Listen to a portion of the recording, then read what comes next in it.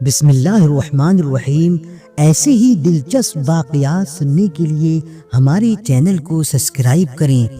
محبت رسول صلی اللہ علیہ وسلم، حضور صلی اللہ علیہ وسلم کی محبت عین ایمان ہے۔ اللہ کی سرتابہ قدم شان ہے یہ، انسان ہی انسان وہ انسان ہیں یہ۔ قرآن تو ایمان بتاتا ہے انہیں، ایمان یہ کہتا ہے میری جان ہے یہ۔ اعلیٰ حضرت کا یہ شعر ہے، ماشاء اللہ۔ محترم سامعین حضرات، اس فانی اور زوال پذیر دنیا میں پناہ ہونے والی ہماری اس فانی زندگی کی بقا تحفظ کے لیے جس طرح پانی اور ہوا وغیرہ کی ضرورت پڑتی ہے اور بغیر اس کے ہماری زندگی باقی بھی نہیں رہ سکتی، بالکل اسی طرح ہمارے ایمان کی بقا اور تحفظ کے لیے بھی حضور فخر کائنات تاجدار انبیاء حضرت سیدنا محمد مصطفیٰ صلی اللہ علیہ وسلم کی محبت الفت اس سے بھی کئی گنا زیادہ اہم اور ضروری ہے۔ آپ صلی اللہ علیہ وسلم کی محبت ایمان کی جان ہے، اور یہ بات تجربہ سے ثابت ہے کہ جس کو محبوب خدا صلی اللہ علیہ وسلم کی محبت جتنی زیادہ ہوگی اسی قدر اس کا ایمان مضبوط اور قوی تر ہوگا، اور جس کا دل محبت رسول سے خالی ہوگا اس کا ایمان اتنا ہی کمزور اور ضعیف تر ہوگا۔ اسی لیے مذہب اسلام نے اس اہم عنوان پر بہت زیادہ زور دیا ہے کہ مسلمان اپنے آقا و مولا حضور سرور کائنات صلی اللہ علیہ وسلم کی محبت و الفت میں اتنے سرشار ہو جائیں کہ آپ کی محبت عالم کی تمام محبت پر غالب آ جائے، آپ کی محبت دنیا کی جتنی بھی محبتیں ہیں سب پر غالب آ جائے۔ ارشاد باری تعالیٰ ہے، قل ان کان آباؤکم و ابناؤکم و اخوانکم و ازواجکم و عشیرتکم و اموال اقترفتموها وتجارة تخشون كسادها ومساكن ترضونها أحب إليكم من الله ورسوله وجهاد في سبيله فتربصوا حتى يأتي الله بأمره والله لا يهدي القوم الفاسقين۔ سورہ توبہ پارہ نمبر 10۔ اے میرے محبوب، تم فرماؤ اگر تمہارے باپ اور تمہارے بیٹے اور تمہارے بھائی اور تمہاری عورتیں اور تمہارا کنبہ اور تمہاری کمائی کے مال اور وہ سودا جس کے نقصان کا تمہیں ڈر ہے اور تمہاری پسند کا مکان، یہ چیزیں اللہ اور اس کے رسول اور اس کی راہ میں لڑنے سے زیادہ پیاری ہوں تو راستہ دیکھو یہاں تک کہ اللہ اپنا حکم لائے، یعنی عذاب، اور اللہ فاسقوں کو راہ نہیں دیتا۔ اس آیت کریمہ میں اللہ تعالیٰ نے بالکل صاف اور واضح طور سے فرما دیا کہ اے محبوب، دنیا والوں کو یہ بات بتلا دو کہ تمہارے باپ، تمہارے بیٹے، تمہاری عورتیں، تمہارے کنبے، تمہارے مال اور وہ سودا جس کے نقصان کا تمہیں ڈر ہے اور تمہارے مکانات، یہ تمام چیزیں اگر اللہ تبارک و تعالیٰ اور رسول پاک صلی اللہ علیہ وسلم سے زیادہ پیارے اور محبوب ہیں تو اب تم اللہ تعالیٰ کے عذاب کا انتظار کرو۔ اس سے پتہ چلتا ہے کہ ایک مومن کے لیے حضور نبی کریم صلی اللہ علیہ وسلم کی محبت نہ صرف فرض ہے بلکہ تمام قریبی رشتہ داروں اور تمام قیمتی متاع سے سب سے زیادہ ہونا چاہیے۔ رسول کریم صلی اللہ علیہ وسلم کا ارشاد عالی ہے، لا یؤمن احدکم حتی اکون احب الیہ من والدہ وولدہ والناس اجمعین۔ بخاری شریف جلد نمبر اول کتاب الایمان صفحہ نمبر 104 میں، یعنی تم میں سے کوئی مومن نہیں جب تک کہ میں اس کے نزدیک اس کے باپ، اس کی اولاد اور تمام لوگوں سے زیادہ محبوب نہ ہو جاؤں۔ اس حدیث پاک نے تو بالکل صاف طور پر واضح کر دیا کہ مومن کامل وہی ہے جس کے دل میں پیغمبر اسلام صلی اللہ علیہ وسلم کی محبت عالم کے دنیا کے تمام لوگوں سے زیادہ ہو، یہاں تک کہ اگر وہ اس کا باپ ہو یا اس کا بیٹا ہو یا اس کی اپنی اولاد ہی کیوں نہ ہو۔ اس لیے ایک مرتبہ حضرت سیدنا عمر فاروق رضی اللہ تعالی عنہ کے اس فرمان پر کہ اے اللہ کے رسول صلی اللہ علیہ وسلم، آپ بھی اپنی جان کے علاوہ ہر چیز سے زیادہ محبوب تر ہیں، آپ مجھے اپنی جان کے علاوہ ہر چیز سے محبوب ہیں، تو اس پر اللہ کے رسول حضور سید عالم صلی اللہ علیہ وسلم نے ارشاد فرمایا، لا یؤمن احدکم حتی اکون احب الیہ من نفسہ، یعنی تم میں سے کوئی بھی شخص اس وقت تک مومن کامل ہو ہی نہیں سکتا جب تک کہ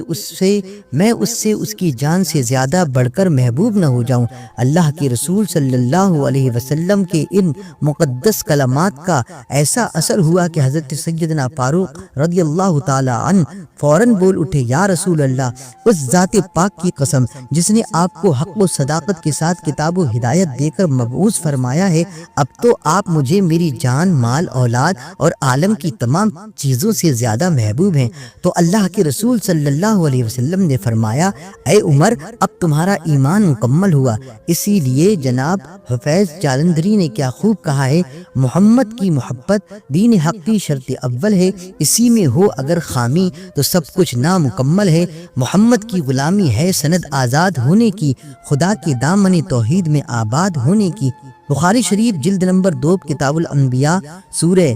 کتاب الانبیاء صفحہ نمبر 390 میں حضرت سیدنا انس رضی اللہ تعالی عنہ سے ایک حدیث پاک مروی ہے کہ کسی شخص نے حضور صلی اللہ علیہ وسلم سے سوال کیا، یا رسول اللہ متی الساعہ، یا رسول اللہ قیامت کب آئے گی؟ غیب دان نبی، غیب بتلانے والے نبی نے فرمایا، تم نے اس کے لیے کیا تیار کر رکھا ہے؟ اس نے کہا، میرے پاس تو کوئی عمل نہیں سوائے اس کے کہ میں اللہ اور اس کے محبوب پاک صلی اللہ علیہ وسلم سے محبت رکھتا ہوں۔ اس پر حضور نبی کریم صلی اللہ علیہ وسلم نے فرمایا، انت مع من احببت، تم ان کے ساتھ ہو جن سے محبت رکھتے ہو۔ حضرت انس رضی اللہ تعالی عنہ فرماتے ہیں کہ مجھے اتنا کسی چیز نے خوش نہیں کیا جتنا حضور نبی کریم صلی اللہ علیہ وسلم کے اس فرمان نے۔ سبحان اللہ۔ صاحب تفسیر کبیر حضرت امام رازی علیہ الرحمہ اپنی عربی تفسیر کے جز الرابع صفحہ نمبر 231 پر اس حدیث پاک کو تحریر فرماتے ہوئے لکھتے ہیں کہ وہ شخص ایک اعرابی تھا، اس نے رسول کریم صلی اللہ علیہ وسلم سے سوال کیا، یا رسول اللہ متی الساعہ، اے اللہ کے رسول قیامت کب آئے گی؟ تو رسول پاک صلی اللہ علیہ وسلم نے فرمایا، ما اعددت لہا، تو نے اس کے لیے کیا تیاری کی ہے؟ اس اعرابی نے بارگاہ رسالت مآب صلی اللہ علیہ وسلم میں عرض کیا، یا رسول اللہ ما اعددت کثیر صلاۃ و صیام الا انی احب اللہ و رسولہ، اے اللہ کے رسول میرے پاس اس کے لیے کوئی تیاری نہیں، نہ میرے پاس نمازوں کا ذخیرہ ہے اور نہ ہی روزوں کا، ہاں مگر ہاں میں اللہ اور اس کے رسول سے محبت کرتا ہوں، بس یہی ایک ذخیرہ ہے۔ اعرابی کی ان باتوں کو سن کر اللہ کے رسول حضور مالک کونین صلی اللہ علیہ وسلم نے فرمایا، المرء مع من احب، تو ان کے ساتھ ہے جن کو تو محبوب رکھتا ہے۔ مدارجۃ النبوہ جلد نمبر اول صفحہ نمبر 521 پر سید المحققین حضرت شاہ عبدالحق محدث دہلوی علیہ الرحمہ حضرت انس رضی اللہ تعالی عنہ سے ایک حدیث پاک نقل کر فرماتے ہیں کہ حضور نبی کریم صلی اللہ علیہ وسلم نے ارشاد فرمایا، من احبنی کان معی فی الجنہ، جو مجھ سے محبت رکھتا ہے وہ جنت میں میرے ساتھ ہوگا۔ مذکورہ بالا آیات کریمہ اور دونوں حدیثوں سے معلوم ہوا کہ اللہ تعالیٰ اور اللہ کے محبوب حقیقی صلی اللہ علیہ وسلم کی محبت ماں باپ، اولاد، عزیز و اقارب، دوست و احباب، مال و دولت، مسکن و وطن اور خود اپنی قیمتی جان کی محبت سے بھی زیادہ ضروری اور لازم ہے۔ اور اگر ماں باپ، اولاد، عزیز و اقارب، دوست، احباب اللہ اور اللہ کے رسول مقبول صلی اللہ علیہ وسلم کے ساتھ عقیدت و محبت نہ رکھتے ہوں تو ان سے دوستی محبت رکھنا جائز نہیں۔ قرآن کریم میں اس مضمون کی متعدد آیتیں آئی ہیں، لیکن ہم یہاں صرف ایک آیت کریمہ پیش کر رہے ہیں۔ ارشاد باری تعالیٰ ہے، اتجد قوم یؤمنون باللہ والیوم الآخر یوادون من حاد اللہ ورسولہ ولو کان آباؤہم او ابناءہم او اخوانہم او عشیرتہم، سورہ حشر پارہ نمبر 28۔ تم نہ پاؤ گے ان لوگوں کو جو یقین رکھتے ہیں اللہ اور پچھلے دن پر کہ دوستی کریں ان سے جنہوں نے اللہ اور اس کے رسول سے مخالفت کی، اگرچہ وہ ان کے باپ یا بیٹے یا بھائی یا کنبے والے ہوں۔ کنز الایمان۔ اس آیت کریمہ سے بھی یہ بات بالکل واضح اور صاف ہو جاتی ہے کہ ایک مرد مومن جو اللہ تعالیٰ اور پچھلے دن پر یقین رکھتا ہے وہ اللہ تعالیٰ اور اس کے رسول پاک صلی اللہ علیہ وسلم سے محبت رکھتا ہے، اور جو ان کے دشمن ہیں ان سے دوری اختیار کرتا ہے، اگرچہ وہ اس کے باپ، بیٹے، کنبے والے ہی کیوں نہ ہوں۔ غرض یہ ہے کہ ایمان اور نجات کا دار و مدار حضور سید عالم صلی اللہ علیہ وسلم کی محبت پر ہے، تو جس مومن کے دل میں حضور پاک صلی اللہ علیہ وسلم کی محبت ہوگی، اس کے دل میں ہر اس چیز کی محبت ہوگی جس کا تعلق حضور صلی اللہ علیہ وسلم کی ذات پاک سے ہے۔ اور یہ قدرتی بات ہے کہ انسان جس سے محبت رکھتا ہے اس سے محبت اور تعلق رکھنے والی ہر چیز تمام چیزوں کو بھی محبوب رکھتا ہے، لہذا حضور صلی اللہ علیہ وسلم سے محبت رکھنے والے، آپ کی اولاد، آپ کے اصحاب، آپ کے اہل بیت اطہار اور ہر اس چیز کو جس کا روحانی یا جسمانی طور سے آپ کا تعلق ہے، دل و جان سے محبوب رکھتے ہیں، کیونکہ ان کی محبت عین محبت رسول اللہ صلی اللہ علیہ وسلم ہے۔ تو گویا ان کی محبت حضور صلی اللہ علیہ وسلم کی محبت ہے، اور جو بدبخت شق